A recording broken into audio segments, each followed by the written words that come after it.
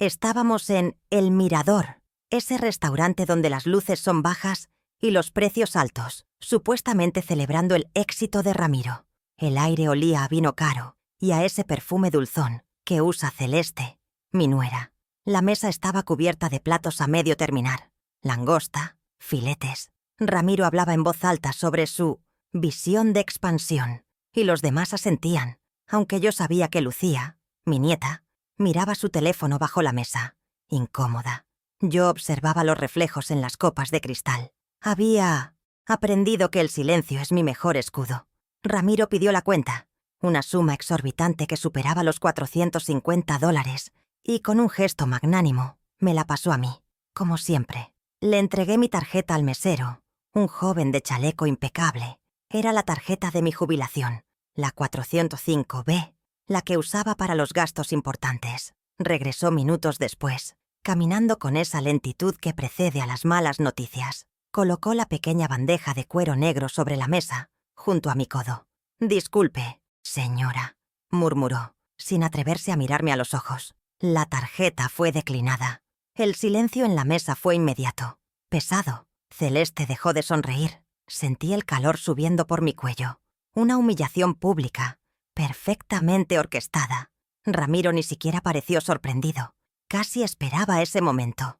Mi hijo se inclinó sobre la mesa, invadiendo mi espacio personal. Su voz fue un susurro venenoso, diseñado solo para mi oído, mientras su rostro público mantenía una falsa preocupación. «Esa tarjeta ya no funciona, mamá», siseó, y pude oler el coñac en su aliento. «Si quieres postre, o quizás el dinero para el taxi a casa, tendrás que pedírmelo, amablemente». Su sonrisa era puro control. Disfrutando el momento, creyó que me había quebrado, que me tenía arrinconada frente a su esposa y su hija. Pensó que vería mis lágrimas. No me conoce en absoluto. Levanté la mirada del plato. No le di la satisfacción de mi ira. Lo miré fijamente, sosteniendo su mirada hasta que fue él quien desvió la vista, incómodo. Mi voz salió serena, precisa, cortante como el filo de un cuchillo de auditoría. «Ramiro, esa es la cuenta 405B». Hice una pausa, dejando que el número flotara en el aire entre nosotros. «Es la tarjeta vinculada directamente a mi fondo de jubilación». No era una pregunta, era una acusación. Vi el destello de pánico en sus ojos antes de que lo ocultara con arrogancia. Él sabía que yo sabía lo que eso implicaba. Ramiro soltó una risa forzada, intentando recuperar el control de la escena. «Ay, mamá, siempre tan dramática. Seguramente un error del banco». Metió la mano en el bolsillo de su saco de diseñador. El que yo sabía costaba más de $3,000. Sacó su billetera de piel y extrajo su propia tarjeta. El objeto pista. Una brillante tarjeta Infinity Black. El tipo de metal pesado que solo se ofrece a clientes con ingresos de 7 cifras. La arrojó sobre la bandeja del mesero con un chasquido. «Cobre de esta», dijo en voz alta, para que la mesa de al lado, que nos observaba disimuladamente, pudiera oír.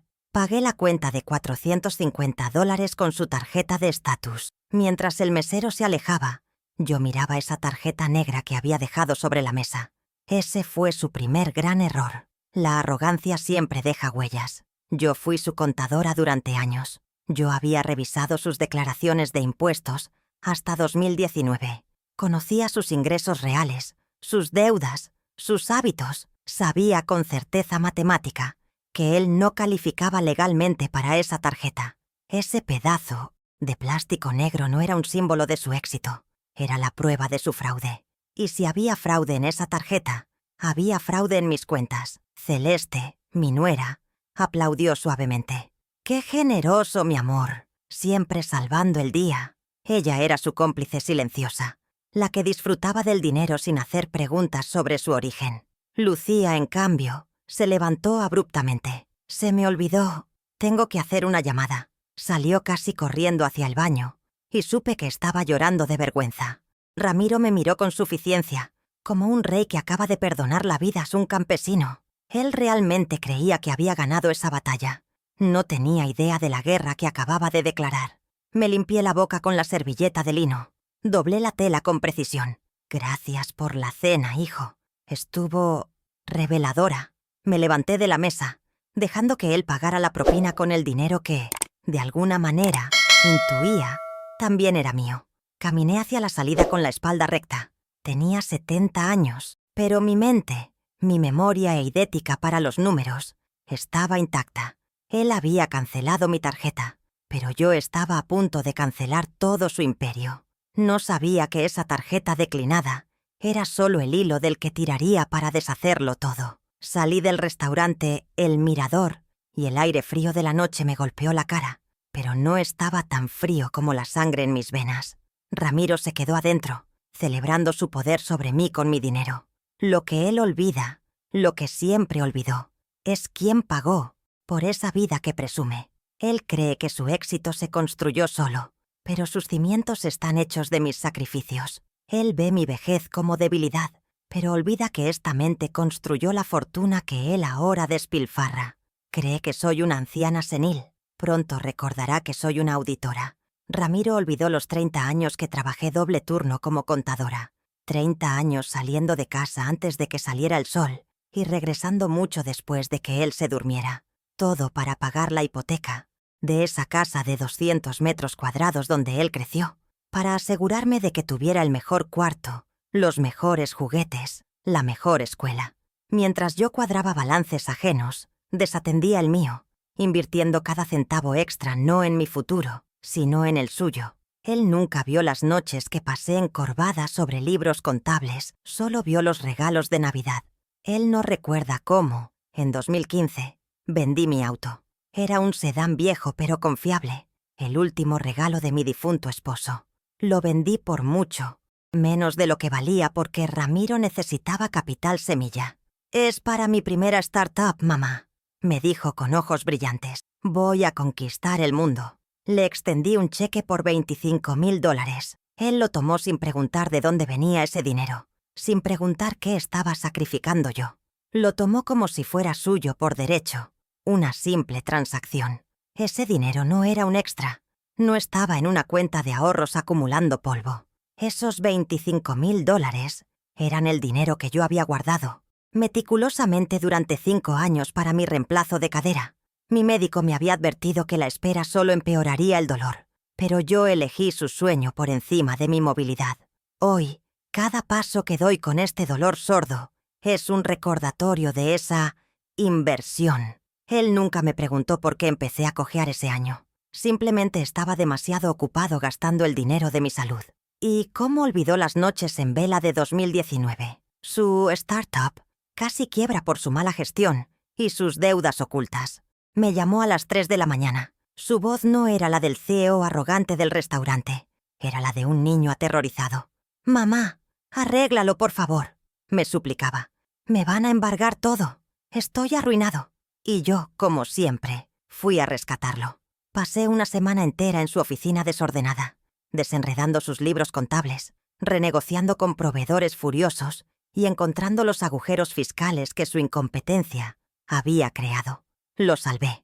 Yo arreglé sus libros. Encontré $50,000 en gastos no declarados y deudas de juego que había disfrazado de costos operativos. Trabajé 72 horas seguidas, mi vieja calculadora echando humo, mientras él dormía en el sofá de su oficina. Logré salvar su empresa, pero en el proceso le enseñé la lección equivocada. Aprendió que yo siempre estaría ahí para limpiar su desastre. No aprendió a ser responsable. Aprendió a ser más astuto en cómo esconder sus huellas. Mi rescate de 2019 no fue un acto de amor, fue el combustible para su arrogancia futura. Pero la humillación más profunda no fue el dinero, fue el gaslighting, el microabuso constante que comenzó después de que lo salvé. Hace solo 6 meses, cuando le pregunté tímidamente sobre un retorno de esos $25,000, él se rió en mi cara. «Mamá, por favor, esos 25,000 fueron un regalo, no una inversión», me dijo con condescendencia. «Tú no entiendes de finanzas modernas. Quédate con tus libretas de ahorro». Me hizo sentir pequeña, obsoleta. Me hizo dudar de mi propia mente, la misma mente que había salvado su carrera. Ese fue su movimiento más cruel.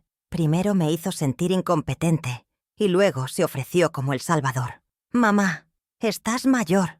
Te confundes con las contraseñas del banco online, me dijo un día, poniendo su mano sobre la mía. Deja que yo administre tu dinero, solo para lo básico. Su voz era suave, preocupada, solo para pagar tus servicios, la luz, el agua, el internet, para que no tengas que lidiar con eso.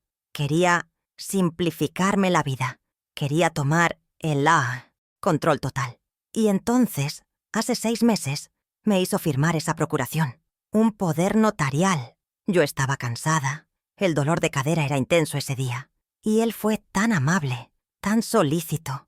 Confié en él. Confié en mi único hijo. Creí que firmaba un documento limitado, solo para pagar mis servicios básicos, como él había dicho. Puso una pila de papeles frente a mí, indicándome dónde firmar. Es solo la autorización para el banco, mamá. Firmé mi confianza, mi patrimonio y mi seguridad. La escena en el restaurante cobró entonces un sentido aterrador. La tarjeta declinada no fue un accidente, fue un acto deliberado. Fue Ramiro probando los límites de su nuevo poder. Fue él mostrándome que el control que yo le había dado para pagar mi factura de luz, ahora lo usaba para cortarme el acceso a mi propia jubilación. La humillación pública fue solo el primer disparo. Él creía que yo era una anciana indefensa, dependiente de su generosidad. No sabía que yo, Aldana Montalvo, a mis 70 años, guardaba todo. No sabía que 40 años de auditoría me habían enseñado a nunca confiar ciegamente y siempre guardar copias. Él había olvidado quién era yo, pero yo estaba a punto de recordárselo. Mientras caminaba a casa esa noche, el dolor en mi cadera no era nada comparado con el fuego frío que crecía en mi pecho. Él había usado un papel para robarme. Yo usaría papeles para destruirlo. La tarjeta declinada era solo la punta del iceberg. Ahora necesitaba ver qué tan grande era el monstruo que se ocultaba debajo del agua. Necesitaba saber exactamente qué había hecho con ese poder notarial. Necesitaba saber cuánto quedaba de mis $150,000 de jubilación. Al llegar a mi apartamento no encendí la televisión. Encendí mi vieja laptop. Era hora de hacer lo que mejor sabía hacer. Una auditoría. Y el sujeto de esta auditoría sería mi propio hijo. Llegué a mi apartamento y el silencio me recibió. No encendí las luces del salón, solo la pequeña lámpara de mi escritorio. Mi vieja laptop tardó una eternidad en arrancar, cada segundo estirándose con la tensión. Entré al portal del banco, mis dedos tecleando la contraseña que Ramiro creía que yo confundía. Siempre usé la misma. La fecha de nacimiento de mi esposo, invertida. La página de mi cuenta de jubilación, la 405B, se cargó. Me preparé para ver un saldo bajo, quizás un descubierto por la cena de $450. Pero lo que vi me heló la sangre. Saldo disponible, 0.000. Ni un centavo de los $150,000 que había ahorrado durante 30 años. Me recliné en la silla. El aire se escapó de mis pulmones. 0. La palabra palpitaba en la pantalla. Esto no era un error. La cena en el mirador. La tarjeta declinada, la sonrisa de Ramiro. Todo era una actuación. Él no solo había bloqueado mi tarjeta, había vaciado mi vida. Intenté rastrear las transacciones, pero la interfaz del banco era confusa, diseñada para ocultar. Solo mostraba transferencias salientes, sin destinatario claro. Necesitaba los extractos detallados, los que el banco tarda días en enviar por correo. Pero yo no tenía días. Necesitaba saberlo ahora. Solo había una persona que podía acceder a esos registros desde adentro. Lucía. Marqué su número. Contestó al segundo tono, su voz ahogada. Abuela, lo siento tanto. Lo que hizo papá en el restaurante. Su vergüenza era palpable. La interrumpí, mi voz más firme de lo que me sentía. Lucía, necesito tu ayuda. No es por el restaurante, es por mi cuenta. La 405B está vacía. Hubo un silencio al otro lado de la línea. Pude oírla respirar. Un jadeo contenido. Abuela, no debería. Si él se entera que yo... Lucía, insistí. Él usó ese poder notarial. Necesito saber a dónde fue el dinero. Por favor, como contadora, no como tu padre. Ella entendió la diferencia. Lucía trabaja en cuentas por pagar en Soluciones Futuro, la empresa de Ramiro. Tiene acceso a los sistemas financieros. Déjame ver qué puedo hacer, abuela. No te prometo nada, pero Déjame ver. Revisa tu correo en 10 minutos. Colgó. Esos 10 minutos fueron los más largos de mi vida. Me levanté y caminé hasta la ventana, el dolor en mi cadera agudizándose con cada paso. Miré los autos pasar, diminutos desde mi piso. ¿Creía Ramiro que me quedaría mirando cómo mi vida se desvanecía en sus manos? El sonido de una notificación de correo electrónico me hizo volver al escritorio. El correo de Lucía no tenía asunto, solo contenía un archivo PDF adjunto. Lo abrí. Eran los extractos bancarios que yo no podía ver. Mi corazón martillaba. Allí estaba. No una, sino 3 transferencias SWIFT. La primera, hace 3 meses, por $70,000. La segunda, hace un mes, por $50,000. La última, hace apenas una semana, por los $30,000 restantes. Un total de $150,000. El destinatario era claro como el agua en cada una de ellas. La cuenta corporativa de Soluciones Futuro.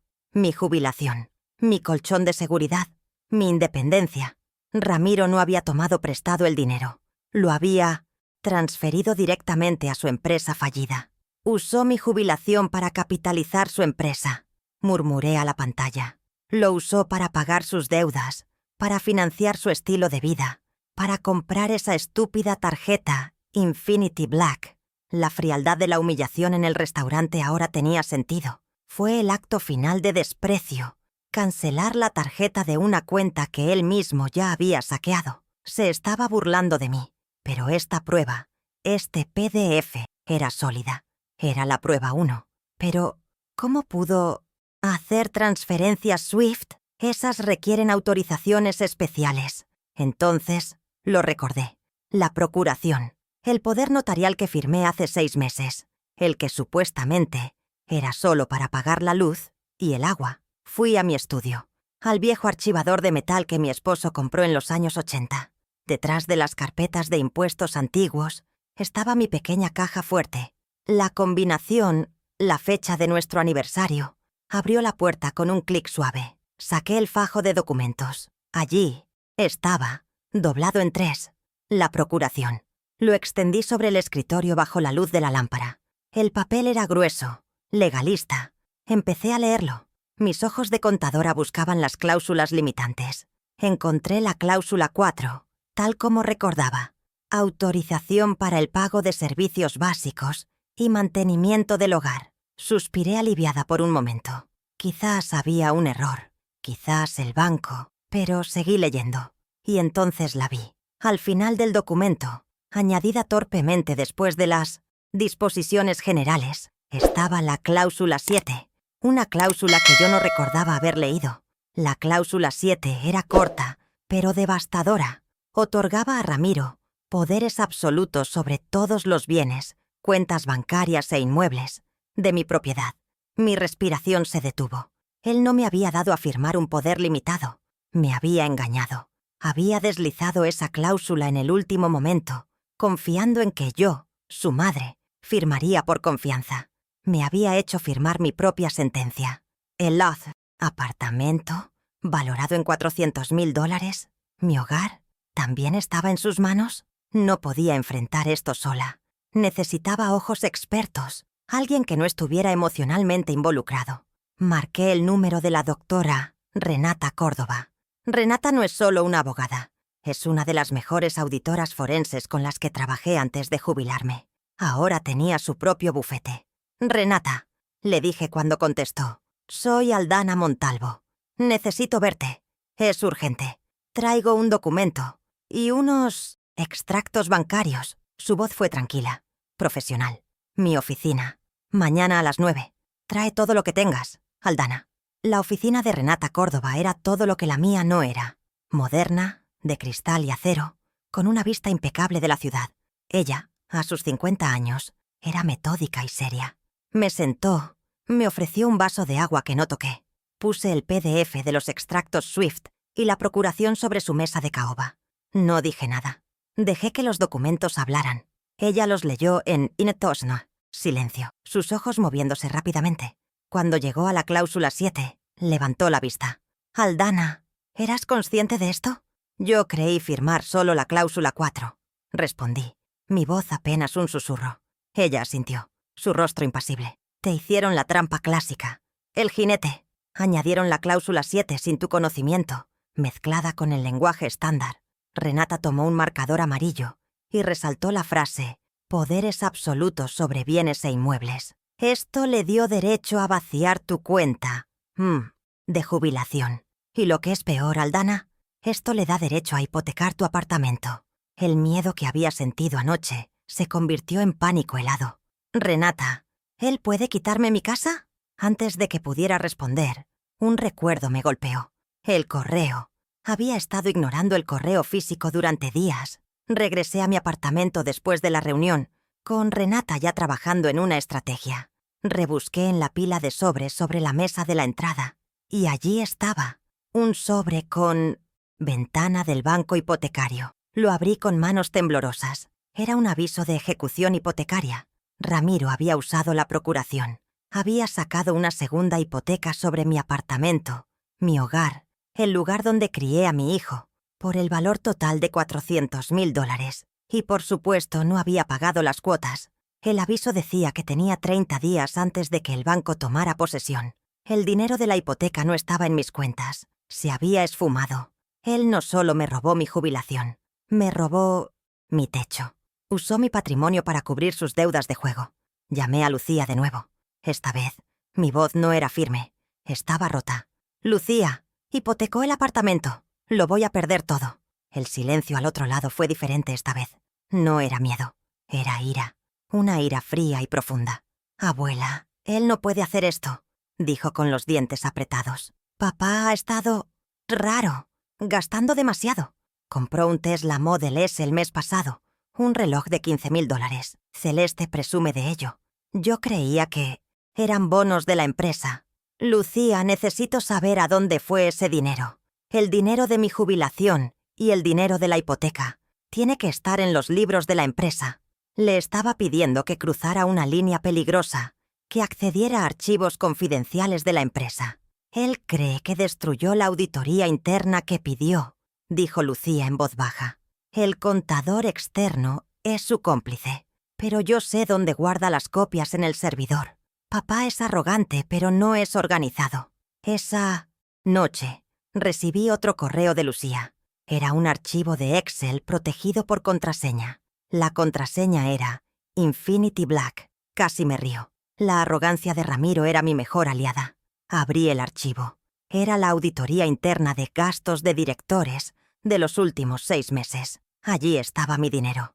Los $150,000 de mi jubilación, registrados falsamente como una inversión ángel. Y luego, la columna de salidas. Gastos de representación.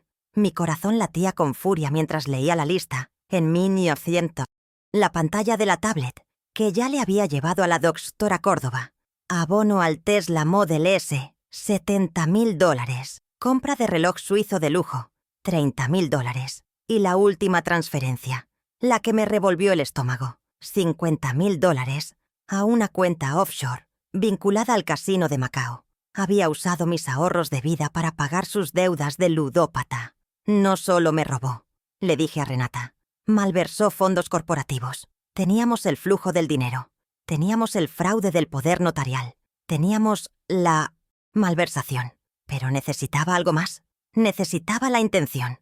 Necesitaba probar que la humillación no fue un daño colateral, sino el objetivo. Lucía me dio la última pieza. «Abuela, tengo algo más. Algo que grabé por accidente. Y luego a propósito. Lo siento, tengo tanto miedo». Me envió un archivo de audio. Dijo que había estado en la oficina de su padre. Él la había llamado para revisar unos recibos. Lucía me explicó que Ramiro recibió una llamada de Celeste por el altavoz. Lucía, sintiendo que algo andaba mal, activó discretamente la grabadora de su celular y lo dejó sobre una pila de papeles en el escritorio de Ramiro antes de que él entrara a la oficina. La calidad era nítida. Escuché la voz chillona de Celeste. «¿Y qué harás con la vieja? ¿Seguirá pidiendo dinero?» Y entonces, la voz de mi hijo, Ramiro, clara, arrogante, llena de desprecio. «No te preocupes por ella», dijo él. «Me aseguré de que firmara el poder absoluto. El apartamento ya está hipotecado para cubrir Macao Acabo de vaciar la cuenta 405B para pagar el Tesla. Celeste se rió. Pero, ¿y si intenta usar sus tarjetas?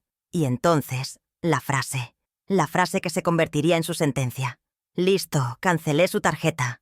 Ahora tendrá que llamarme e implorar. Apagué la grabación. Mis manos no temblaban. Estaban quietas. La mujer que había llorado por el saldo de $0 se había ido. La mujer que temía perder su apartamento había desaparecido. En su lugar estaba Aldana Montalvo, auditora.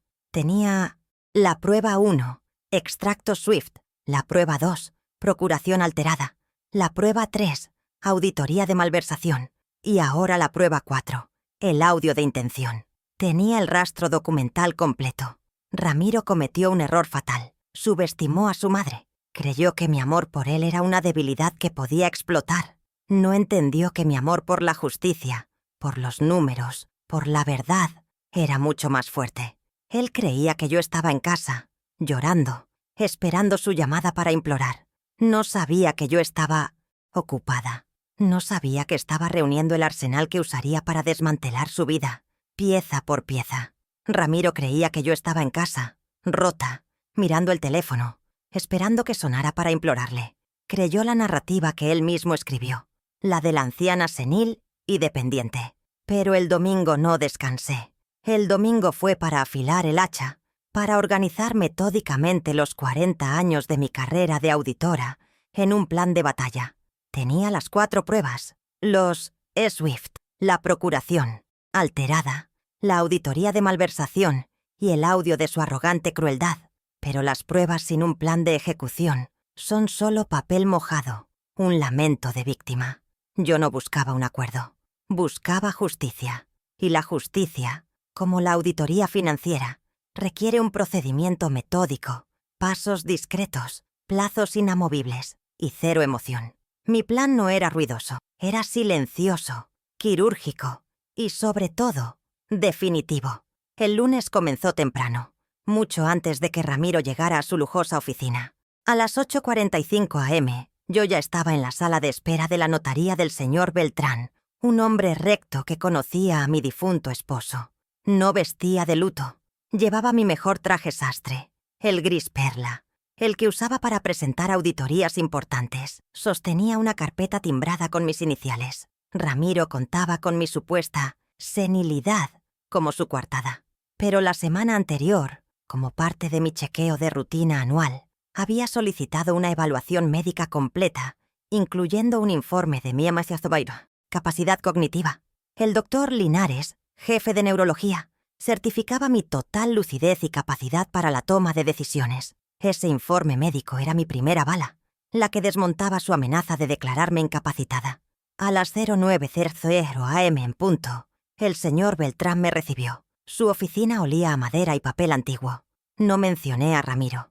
No hablé de fraude, ni de robo, ni de humillación. Simplemente expuse los hechos con la frialdad de un balance. Señor Beltrán, buenos días. Vengo a ejecutar mi derecho de revocación unilateral e inmediata sobre el poder notarial número 80A, folio 302, otorgado a Ramiro Montalvo. Coloqué mi identificación oficial y la evaluación médica perfectamente visible sobre su escritorio de roble.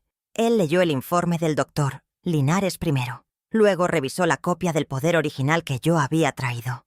Asintió, sin hacer preguntas innecesarias. Señora Montalvo, su derecho es claro y su capacidad está acreditada. El proceso fue rápido, clínico, desprovisto de drama. A las 09:17 am, yo estaba firmando el acta de revocación. Mi firma era firme, sin el temblor que Ramiro esperaba de mí. El poder notarial que él usó para hipotecar mi casa por $400,000 y vaciar mi jubilación de $150,000. La cláusula 7 que creyó su obra maestra de engaño quedaba reducido a nada, a papel inútil. La revocación es inmediata, dijo el señor Beltrán, estampando su sello con un golpe seco. Notificaremos al señor Montalvo por correo certificado a su domicilio fiscal. Pero, legalmente, desde este preciso instante, él ya no tiene ninguna autoridad sobre sus bienes. Salí de la notaría. El primer pilar de su imperio fraudulento Se había derrumbado antes de que él tomara su segundo café del día. Pero la revocación solo detenía la hemorragia. No curaba la herida ni recuperaba lo robado. Ahora venía la ofensiva. Mi siguiente parada era el bufete de la doctora Renata Córdoba, mi antigua colega de auditoría.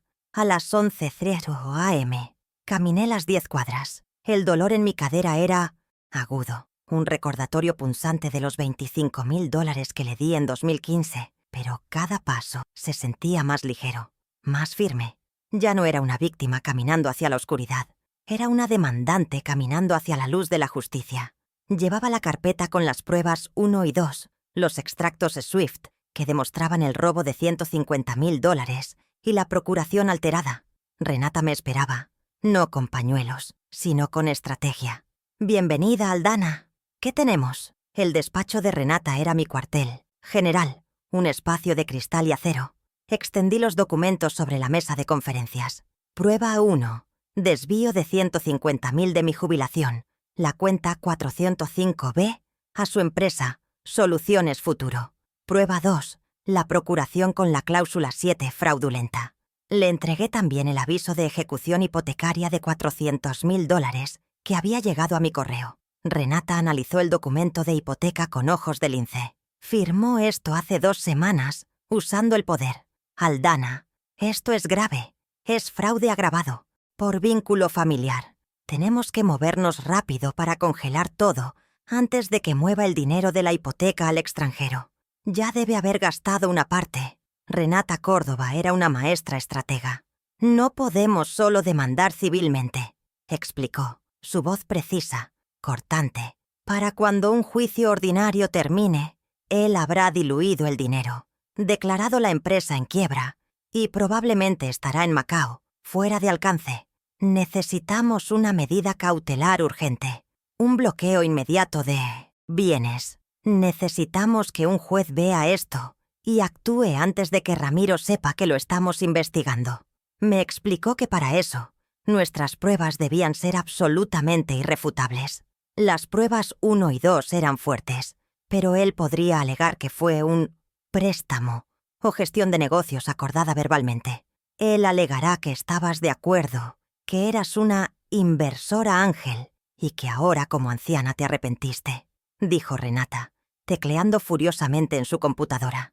Necesitamos probar 2 cosas con certeza absoluta. Primero, que el dinero no se usó para la empresa, sino para sus lujos personales. Y segundo, necesitamos probar su intención de defraudarte. El dolo. La miré con calma, sin pestañear. Tengo eso también. Renata levantó la vista de su pantalla, sus cejas arqueadas. ¿Cómo? Le hablé de Lucía. Le hablé de la auditoría interna de gastos y del archivo de audio. Renata dejó de teclear. Una sonrisa lenta, casi depredadora, se dibujó en su rostro. Aldana, si tu nieta nos entrega esa auditoría y ese audio, el caso está sellado. La auditoría prueba la malversación de fondos corporativos, cómo tu jubilación se convirtió en un Tesla de $70,000. Y el audio es la intención criminal. Tendrá que llamarme e implorar. Eso es abuso de confianza y dolo en su forma más pura. Es la soga. Acordamos el siguiente paso. Llama a Lucía, que te entregue ese material hoy, no por correo electrónico, en persona, en un pendrive, USB, limpio. No podemos arriesgarnos a una intercepción digital. Esta es nuestra única oportunidad de hacerlo limpiamente. La tarde del lunes y la mañana del martes fueron una tortura de espera controlada. Renata preparaba el borrador de la demanda, un documento de 80 páginas que dejaba espacios en blanco para las pruebas clave. Yo volví a mi apartamento y esperé. No podía comer, solo bebía té. Cada hora que pasaba, imaginaba a Ramiro gastando el dinero de mi hipoteca, moviéndolo a esa cuenta del casino en Macao, haciéndolo desaparecer. Lucía estaba arriesgando su trabajo, su seguridad, todo, por ayudarme. ¿Y si Ramiro la descubría? ¿Y si su arrogancia no era tan descuidada como pensábamos? ¿Y tenía software de monitoreo? El martes a las 16:00 en punto, sonó el intercomunicador. Era Lucía. Usó la clave de servicio, no el timbre principal. Subió por las escaleras de servicio, pálida pero decidida. No quiso entrar al salón. Se quedó en el recibidor, mirando nerviosamente hacia la puerta. Abuela, no tengo mucho tiempo. Papá está en una reunión de planificación para la junta de inversores del viernes. Me entregó un pequeño pendrive, USB, de color rojo, del tamaño de mi uña. Aquí está todo. La auditoría de gastos, el archivo de audio. Es peor de lo que pensé, abuela. Lo siento tanto. Puse mi mano sobre la suya. Su piel estaba helada. Tú no tienes nada por lo que disculparte. Eres valiente, Lucía. Ahora vete. Ten cuidado. No tomé un taxi. A las 16:30, yo estaba de nuevo en el despacho de Renata. Le entregué el USB. No dijimos nada. Ella lo insertó en una laptop segura, desconectada de la red. Primero abrimos la hoja de Excel, la auditoría interna.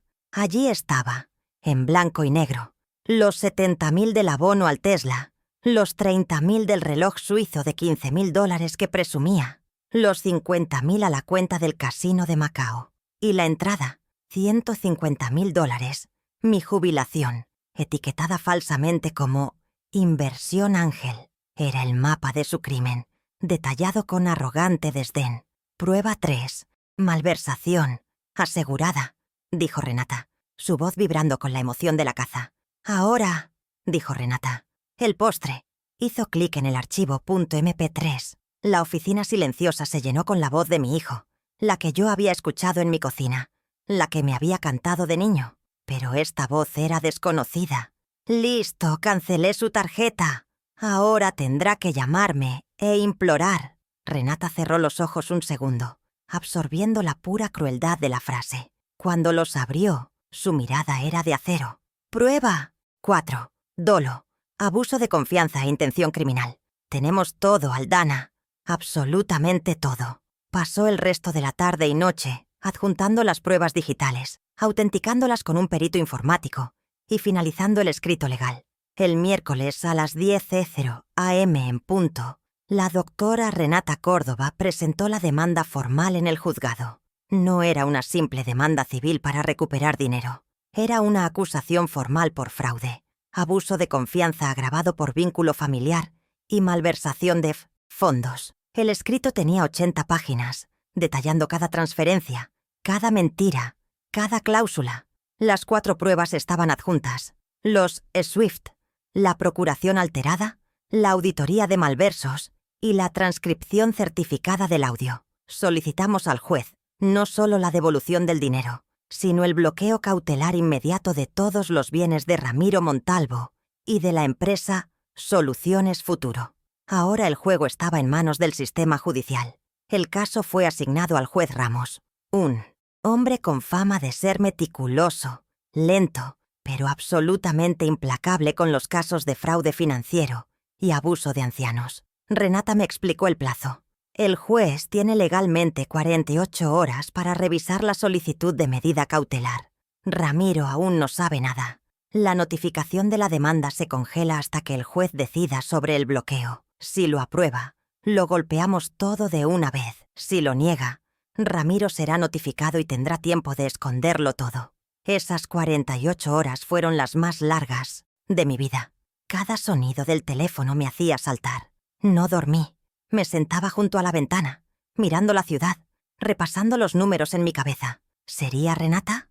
¿O sería Ramiro, que habría descubierto la revocación del poder y llamaría para amenazarme? Recordé su amenaza anterior. Si vas a un abogado, le diré al juez que perdiste la cabeza. Pero ahora, mi evaluación de lucidez y sus propias grabaciones de audio hacían esa amenaza un chiste de mal gusto. Yo no estaba loca. Estaba furiosa. Y estaba preparada.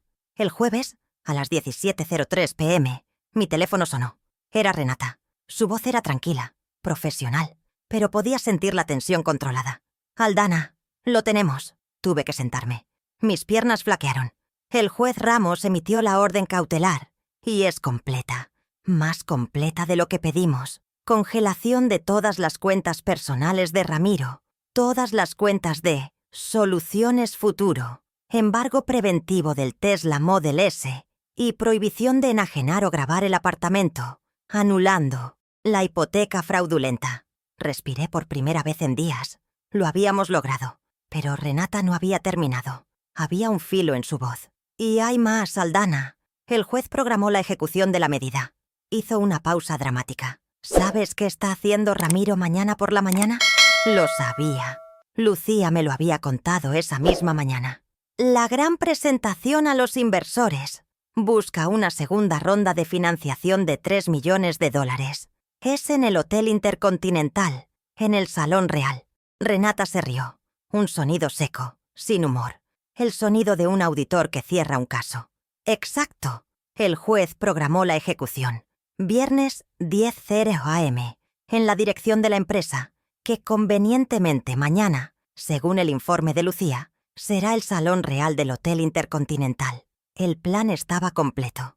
El escenario estaba listo. La justicia no se ejecutaría en la oscuridad de una oficina legal o en un juzgado vacío. La justicia se ejecutaría en público, frente a los hombres cuyo dinero él intentaba obtener. La humillación que él me hizo sufrir en un restaurante con una audiencia de 2 mesas, yo se la devolvería en una sala de conferencias con una audiencia de 20 inversores multimillonarios. Él me quitó $150.000 y mi tranquilidad. Yo estaba a punto de costarle $3 millones y su reputación.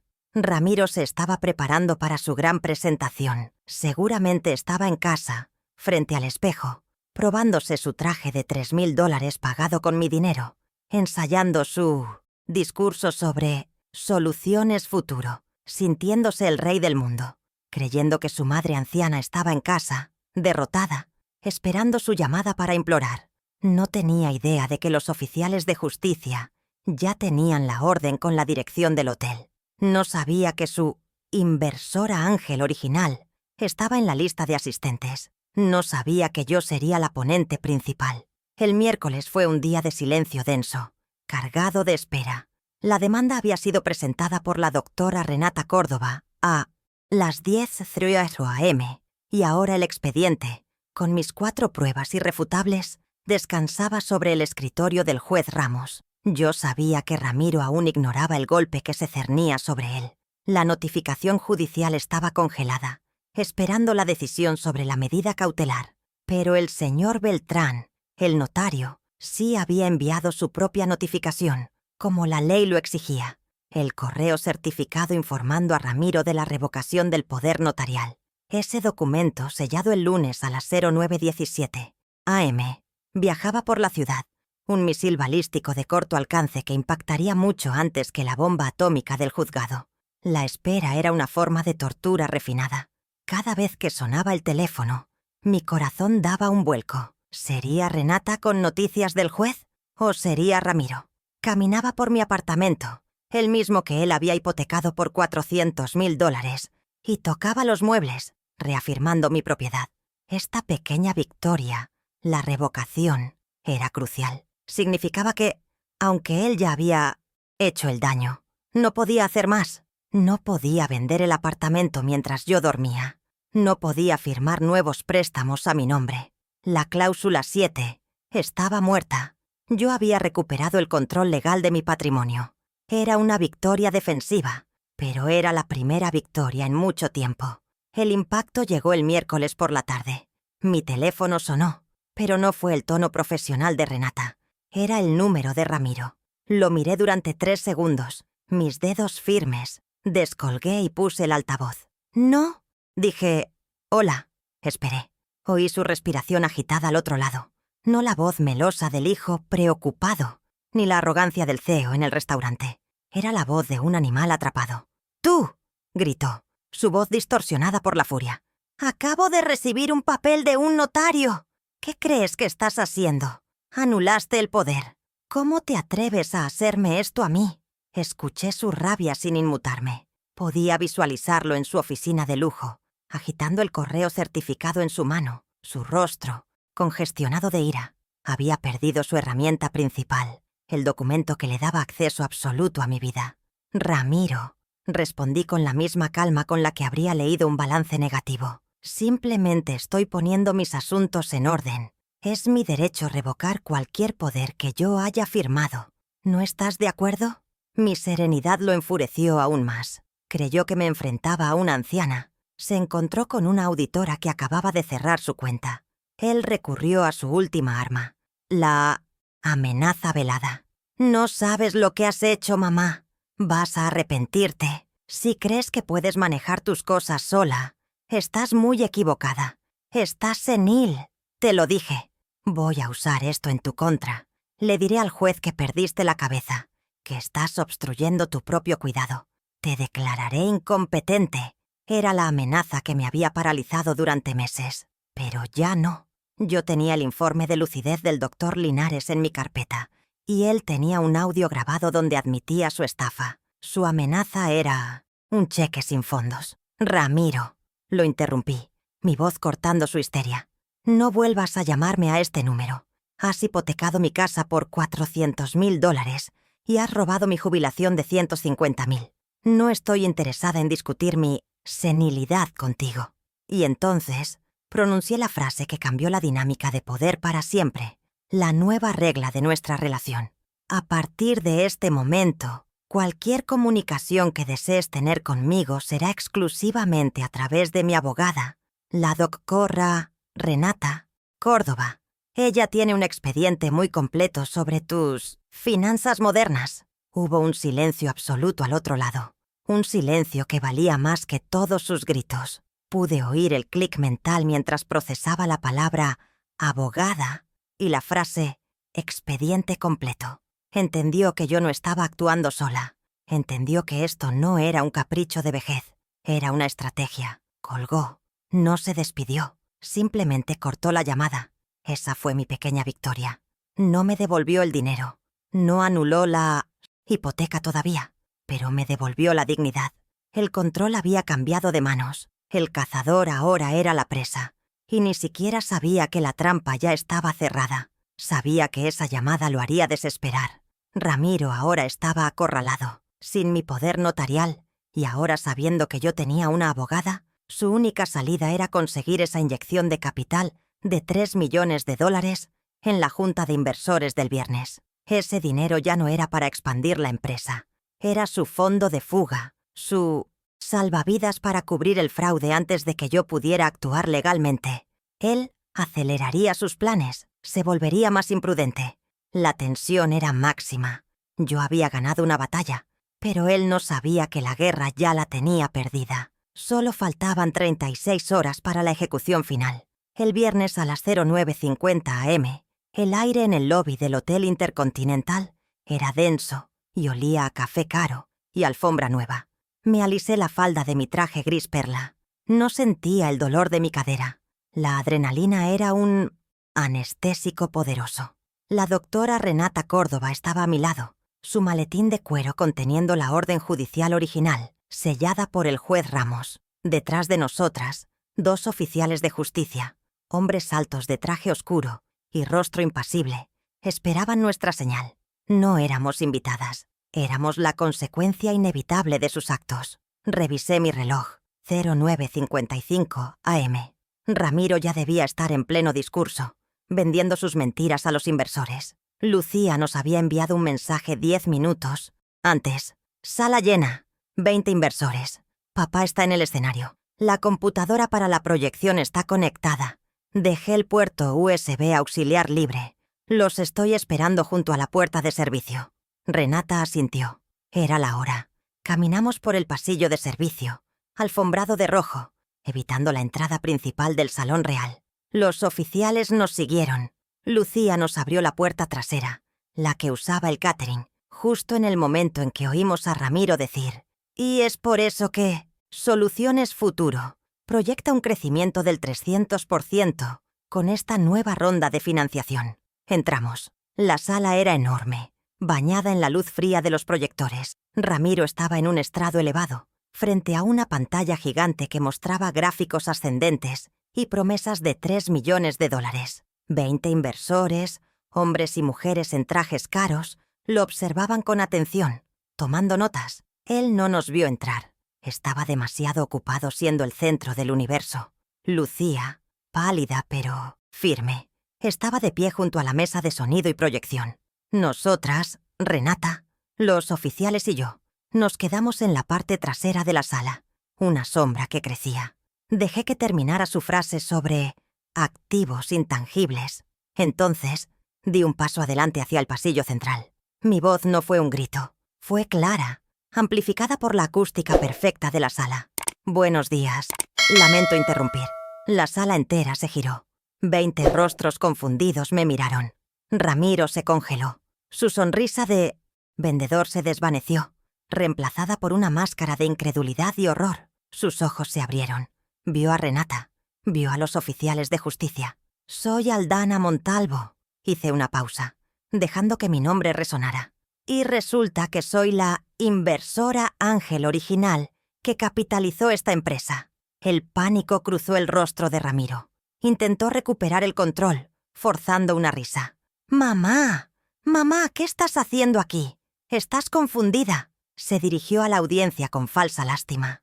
«Disculpen, señores, mi madre no se encuentra bien, está un poco senil». Luego me miró con furia pura, susurrando al micrófono, pero la sala entera lo oyó. «Sal de aquí ahora. Seguridad, saquen a esta mujer de aquí». 2 guardias del hotel comenzaron a moverse torpemente hacia mí desde los laterales, pero se detuvieron en seco. La doctora Renata Córdoba dio un paso al frente, levantando una mano enguantada en cuero. Su voz era acero puro. «No será necesario». Se dirigió a los guardias y luego a Ramiro. «Somos representantes del Tribunal Superior. Estamos aquí para ejecutar una orden judicial formal, emitida por el juez Ramos». Los guardias retrocedieron inmediatamente. Los inversores dejaron de tomar notas. El silencio en la sala era absoluto, roto solo por el zumbido del proyector. Ramiro estaba pálido como el papel. Su amenaza de senilidad se había disuelto. La palabra tribunal cambió el aire de la sala. «Ramiro», continué yo caminando lentamente por el pasillo central, «ya que has reunido a todos tus socios financieros, me pareció el momento perfecto para revisar los libros contables». Lucía, a mi señal, insertó el pendrive rojo en la laptop. La hermosa gráfica de crecimiento de Ramiro desapareció de la pantalla gigante. En su lugar, apareció la prueba 1, el PDF de mis extractos bancarios, las transferencias SWIFT. «Este es el capital inicial de Soluciones Futuro», dije señalando la pantalla. «No vino de un fondo de riesgo. Vino de aquí. $150,000 transferidos de mi cuenta de jubilación personal, la 405B, a la cuenta de su empresa». Los murmullos comenzaron entre los inversores. Un hombre en la primera fila, el Ing Suazo, un hombre mayor de cabello plateado y mirada penetrante, el inversor principal, se quitó las gafas. Ramiro tartamudeaba. Eso fue una inversión. Ella estaba de acuerdo. Es mi madre. Por supuesto que apoyó mi visión». Intentó avanzar, pero uno de los oficiales de justicia dio un paso sutil, bloqueando su descenso del Sorns estrado. Él estaba atrapado en su propio escenario, bajo la luz de su propio proyector. «¿Una inversión, Ramiro?», pregunté, mi voz cargada de una calma glacial. «Interesante, porque no recuerdo haber recibido acciones a cambio. Lo que sí recuerdo es esto». Lucía cambió la imagen. Ahora la prueba 3 llenaba la pantalla. La hoja de Excel de la auditoría interna de gastos de directores. «Y esta», dije, mi voz resonando, «es la auditoría de cómo se gastó esa inversión, mi jubilación de $150,000, que usted registró falsamente como inversión ángel». Recorrí la sala con la mirada, asegurándome de que cada inversor estuviera leyendo. «Veamos los gastos de representación. Ese Tesla Model S estacionado en la entrada, Ramiro, el que presume como símbolo de su éxito. Aquí está el abono, $70,000. Los murmullos se hicieron más fuertes. «Y ese reloj suizo de $15,000 en su muñeca también está aquí, $30,000. Supongo que el resto fue para Celeste». Ramiro se agarraba al atril, sus nudillos blancos. «¿Y mi parte favorita? Aquí, una transferencia de $50,000 a una cuenta offshore en Macao. ¿Deudas de juego, hijo?». La sala estaba en completo desorden. El Ing Suazo miraba a Ramiro con absoluto desprecio. «¡Malversación!», gritó alguien desde el fondo. Ramiro, desesperado, encontró su voz. Era su última defensa, la misma que me había amenazado por teléfono. «Ella no sabe lo que dice». Miente. Tengo poder sobre sus bienes. Tengo una procuración. Ella me dio control total. Está senil, se los digo. Está loca. Gritaba, su rostro rojo, su imagen de CEO exitoso destrozada, revelando al niño asustado y culpable debajo. Ese fue el momento exacto que la doctora Renata Córdoba estaba esperando. Dio un paso más al frente, hacia la luz. «Señor Montalvo, ¿se refiere a este poder notarial?» Sacó de su maletín un documento oficial. No era la procuración que él tenía. «Porque esta», dijo levantando el papel para que todos lo vieran. Aunque las palabras eran para él, es el acta de revocación oficial, firmada ante el notario Beltrán. Esta procuración y su cláusula 7 fueron revocadas el lunes a las 09:00 am. El golpe fue devastador. Le quitó el último argumento. Renata continuó, su voz cortando el aire. Lo que significa que el aviso de ejecución hipotecaria por $400,000 que usted recibió esta mañana, por la hipoteca que firmó sobre el apartamento de su madre hace 2 semanas, fue un acto de fraude cometido después de que su poder ya era nulo, lo cual, señor Montalvo, es un delito penal grave. Ramiro se desplomó contra el atril. Ya no gritaba, solo jadeaba. El silencio en la sala era total, un vacío que esperaba la sentencia final. Él creía que yo estaba derrotada, dije, dirigiéndome ahora a la audiencia de inversores conmocionados. Creía que me había silenciado. Saqué mi propio teléfono celular. Me acerqué al atril de la mesa de sonido. Junto a Lucía, puse el teléfono contra el micrófono. Quiero que escuchen la verdadera visión de negocios de Ramiro Montalvo. Esta es una grabación de él hablando con su esposa, Celeste, el sábado pasado, justo después de vaciar mi cuenta y cancelar mi tarjeta. Apreté play. La prueba 4. La voz de mi hijo llenó la sala. La voz de Ramiro, nítida, arrogante, cruel, resonó en los altavoces de alta fidelidad del salón. «Listo, cancelé su tarjeta». La frase golpeó el aire. Se escuchó la risa de Celeste. «Ahora tendrá que llamarme e implorar». Se hizo un silencio absoluto. Nadie se movía, nadie respiraba. Los inversores miraban a Ramiro, que se había tapado la cara con las manos. La humillación que él diseñó para mí en la oscuridad de un restaurante se reproducía ahora a todo volumen frente a su futuro. El audio terminó.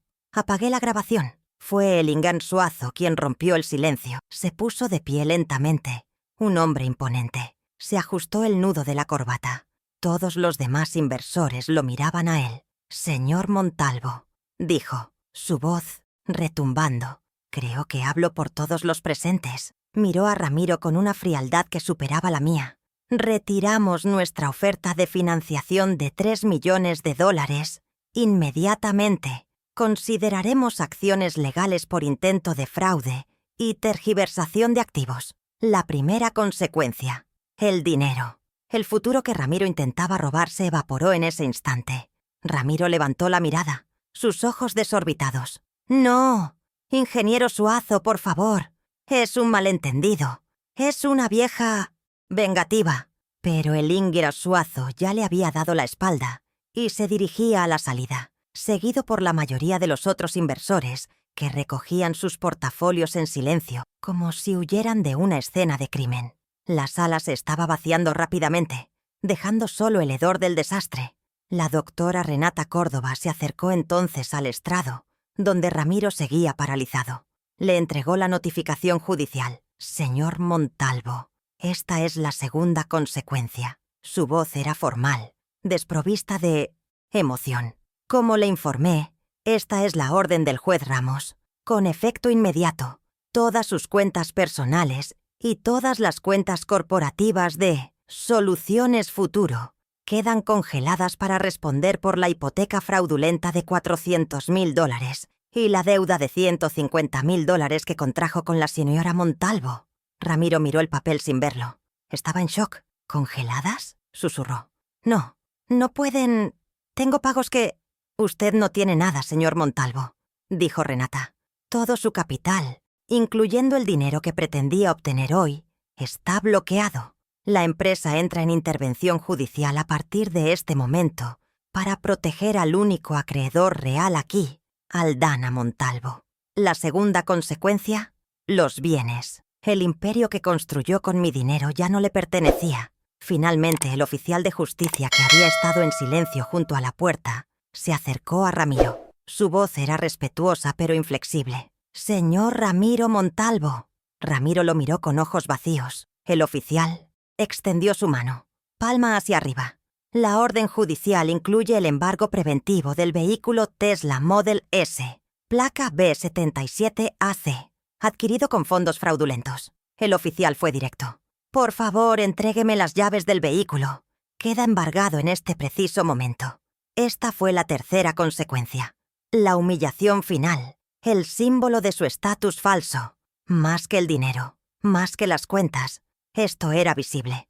Ramiro miró al oficial, luego a mí, que seguía de pie en el pasillo.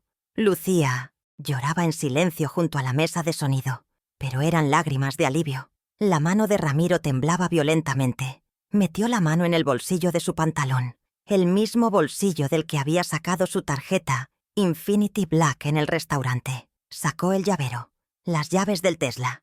Las dejó caer en la mano extendida del oficial.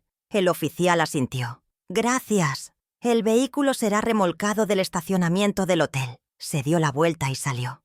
Renata y el otro oficial lo siguieron. Ramiro se quedó solo en el escenario, en la sala de conferencias vacía, bajo la luz de la pantalla que ahora solo mostraba el logo del hotel. Lo había perdido todo en exactamente 10 minutos. El dinero, la empresa, el auto, su reputación, su libertad.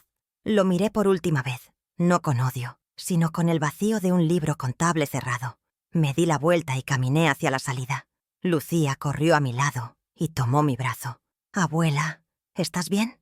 Asentí. «Estoy perfectamente, querida». Salimos al lobby, luminoso del hotel.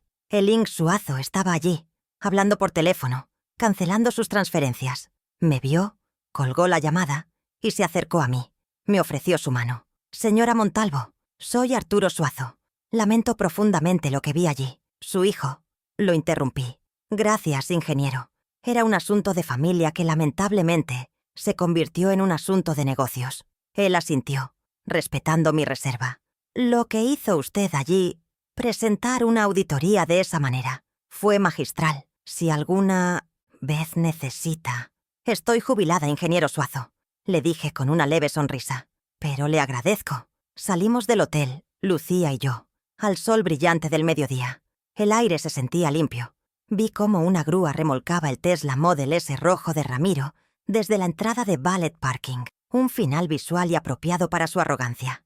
El viaje de regreso a casa sería silencioso. El viaje de regreso a casa desde el hotel fue silencioso. Lucía me sostenía la mano, sus dedos fríos aún temblando por la adrenalina del enfrentamiento. Yo miraba por la ventana del taxi. La ciudad pasaba borrosa. La noticia de lo ocurrido en el Hotel Intercontinental se esparció como pólvora en los círculos financieros, antes incluso de que llegáramos a mi apartamento. Soluciones Futuro no sobrevivió a la tarde. Era un castillo de naipes construido sobre mis ahorros, y yo acababa de quitar la carta base. Ramiro lo perdió todo en esos 10 minutos. La junta de inversores no fue una interrupción, fue su funeral corporativo, y él fue el único asistente. Los días siguientes fueron una avalancha de procedimientos legales, pero esta vez yo estaba en el lado correcto del escritorio. La doctora Renata Córdoba, con la orden judicial en mano, supervisó la intervención y liquidación de Soluciones Futuro. Fue un proceso quirúrgico. Como acreedora principal y víctima de fraude comprobado, mi reclamo de $150.000 fue el primero en la fila. Los 20 inversores estafados, liderados por el Ing Suazo, formaron un frente para recuperar lo que pudieran de los activos restantes. Se subastó todo: los muebles de diseño de la oficina, los servidores, incluso la cafetera expreso de $3.000. No quedó nada. El verdadero colapso fue el de Ramiro y Celeste. La orden judicial había congelado sus cuentas personales, las que estaban infladas con mi dinero, y la hipoteca fraudulenta. La tarjeta Infinity Black fue declinada en un supermercado al día siguiente. Una ironía poética. Perdieron el ático de lujo en menos de una semana. Tuvieron que vender las joyas de Celeste y los relojes que Ramiro no había declarado. Todo para pagar un depósito en un pequeño apartamento alquilado en el centro, uno de esos edificios antiguos con olor a humedad y poca luz solar. De CEO a inquilino moroso en un parpadeo. Celeste, la cómplice silenciosa que aplaudía la generosidad de Ramiro, no estaba preparada para la caída. Lucía me contó, semanas después, que su madre no pudo soportar la humillación de la pobreza. Ella había firmado por la riqueza, no por la ruina. Abandonó a Ramiro al mes siguiente, llevándose lo poco que no había sido embargado y desapareciendo de la ciudad. Ramiro, el hombre que creía tener a todos bajo su control, se quedó absolutamente solo, enfrentando las consecuencias de sus actos en un apartamento vacío, sin el aplauso de su esposa ni el colchón de su madre. Mi victoria más importante no fue financiera, fue estructural. El apartamento, mi hogar, con la evidencia de la revocación del poder, notarial firmada el lunes a las 09:00 am, la doctora Córdoba demostró que la hipoteca de $400,000, firmada por Ramiro después de esa hora, era un acto nulo y fraudulento. El juez anuló la hipoteca sobre mi propiedad, pero la deuda no desapareció. En un movimiento brillante de justicia legal, la deuda de $400,000 fue transferida íntegramente a Ramiro como una deuda personal, sin garantía hipotecaria. Mi hogar estaba libre, pero él estaría encadenado a esa deuda por el resto de su vida. Establecí mis nuevos límites. Eran de acero. Ramiro, por supuesto, intentó llamar. Pasó de la rabia a la amenaza y, finalmente, a la súplica patética. «Mamá, por favor, me están destruyendo. Tienes que parar esto. Soy tu hijo». No contesté ni una sola vez. Cada llamada iba al buzón de voz. En su lugar, le hice llegar una notificación formal a través de Renata. «Toda comunicación futura», decía la carta, «sin excepción, será dirigida exclusivamente a través de mi abogada, la doctora Renata Córdoba. Cualquier intento de contacto directo será reportado a la corte como acoso». Él era ahora, legalmente, un extraño. Mi primera acción como mujer libre fue caminar. Caminé, a pesar del dolor de mi cadera, hasta una sucursal del Banco Capital, un banco nuevo donde nadie me conocía. Cerré la antigua cuenta 405B para siempre. Me senté con una joven gerente que me explicó los productos sin condescendencia. Abrí una nueva cuenta, solo a mi nombre. Unos días después, llegó mi nueva tarjeta de débito. Era simple, de un plástico azul pálido, sin estatus, sin brillo. Pero cuando la sostuve en mi mano, sentí un poder que ninguna tarjeta Infinity Black podría darme jamás. Era el poder de la absoluta e incuestionable autonomía. Mi segunda acción fue por mi salud. Con los $150,000 recuperados de la liquidación de la empresa, mi jubilación intacta de nuevo, hice la llamada que había pospuesto desde 2015. «Doctor Linares, buenos días. Habla Aldana Montalvo. Quisiera agendar mi reemplazo de cadera». El dolor que había soportado como un recordatorio diario de los $25,000 que le di a Ramiro para su startup, ese dolor, finalmente tenía fecha de caducidad. Dejé de invertir en sus sueños fallidos y empecé, por primera vez en 30 años, a invertir en mi propio bienestar. Han pasado 2 meses. La escena final de mi antigua vida se desarrolla ahora. Estoy en mi balcón. Es un domingo por la mañana. El aire es fresco y tomo mi café. El bueno, el que me gusta a mí. El sol da de lleno en mis plantas. Me muevo sin dolor. La cirugía de cadera fue un éxito rotundo. Ya no cojeo. Miro la ciudad extendiéndose bajo mis pies, desde el balcón de mi apartamento, libre de deudas, libre de fantasmas. La paz no es solo la ausencia de conflicto, es la presencia de la justicia. Es un silencio sólido que me pertenece. Abro mi laptop. Sobre la mesa junto a mi taza está mi nueva tarjeta de débito azul. Entro al sitio web de una aerolínea. Busco un vuelo a Roma, un lugar que mi esposo y yo siempre quisimos visitar. Encuentro uno para el próximo mes, primera clase. Saco mi tarjeta, mi mano firme, e ingreso los números. Aldana Montalvo. Hago clic en comprar. El pago se aprueba en menos de 1 segundo. No es el viaje lo que importa, es el clic. Es el acto de tomar una decisión financiera sobre mi vida, por mi cuenta, sin pedir permiso, sin miedo. Suena el intercomunicador. Es Lucía, Sube con una caja de pasteles. Se ha convertido en nuestra rutina de domingo. Ella también está floreciendo. Dejó Soluciones Futuro el mismo día del clímax y fue contratada casi de inmediato por la firma de auditoría del Ing Suazo, quien quedó impresionado por su valentía e integridad. «Huele delicioso, abuela», dice, sentándose a mi lado. Ve la pantalla de mi laptop. «Roma. ¿Cuándo nos vamos?» Sonrío.